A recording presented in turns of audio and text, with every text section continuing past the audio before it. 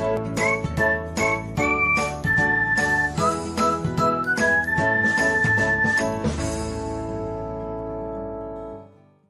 everyone, welcome back to another episode of Technology Glance.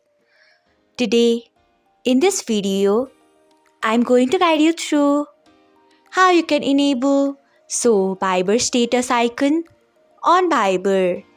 So, let's get started. Firstly, open Viber app in a device. Then tap on three dots icon. Next, tap on settings. After that, tap on general. Next, you can see the option of Show Viber status icon. Tick on it by tapping on it. So, this is how you can enable Show Viber status icon on Viber. Thanks for watching. If you found this guide helpful, we would love it if you hit the thumbs up button below.